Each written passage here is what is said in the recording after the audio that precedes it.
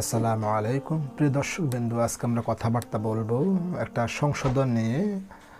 একটা আমাদের একটা মুসলমানদের মধ্যে একটা দ্বন্দ্ব সৃষ্টি করে দিচ্ছে একটা বিষয় নিয়ে। সেটা হচ্ছে যে আমরা যখন জুতার মধ্যে এক শ্রেণীর মানুষ রয়েছে, কাফের রয়েছে বা ইসলাম বিরোধী লোক রয়েছে, যারা জুতার নিচে লেখা আছে আল্লাহ, মোজার মধ্যে লেখা থাকে আল্লাহু, এবং মানুষ যে টিস্যু মানুষ মুখ মুছে, হাত মুছে, শরীর পরিষ্কার করে, এই টিস্যুর মধ্যে আল্লাহু মোহাম্মদ অথবা কালিমাতু শাহাদাত অথবা কালিমায়ে তয়্যিবা বিদ্যমান রয়েছে। অনেকে আমরা না খেয়াল করে পড়ার কারণে আমরা গুনাহ হচ্ছে, বা তারা ইসলামের সম্মানকে নষ্ট করছে, কোরআন হাদিসের সম্মানকে নষ্ট করছে, আল্লাহর সম্মান, নবীর সম্মান এবং কোরআনের আয়াতের সম্মান নষ্ট করছে। এই সমস্ত ফ্যাক্টরির উপরে মহান আল্লাহ তাআলা কতক্ষে অবশ্যই গজব আসবে।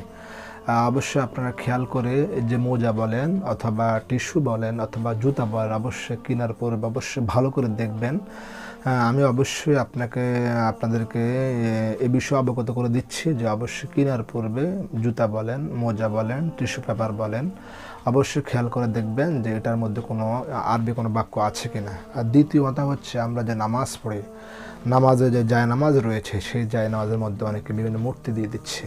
আর আস্তাগফিরুল্লাহ, আস্তাগফিরুল্লাহ, নাউযুবিল্লাহ। সেজন্য অবশ্যই এই সমস্ত জিনিস কেনার পরে অবশ্যই সতর্কতা অবলম্বন করতে হবে, ভালো করে খেয়াল করে দেখে শুনে কিনবেন। আর অনেকে দেখা যাচ্ছে কাবা শরীফ দিচ্ছে, আমি মনে করছি কাবা শরীফ দেওয়া উচিত না, কারণ আমাদের কাবা শরীফ হচ্ছে মক্কা। আমরা মূর্তি কেন বানিয়ে তার উপর সেজদা করবো কেন? কোনো মুসলমান, আদর্শ মুসলমান সেটা করতে পারে না। জায়নামাজের মধ্যে কাবা শরীফের চিহ্ন, সেখানে আমরা সেজদা করবো আর মনে মনে ভাববো এটা আমার কাবা শরীফ।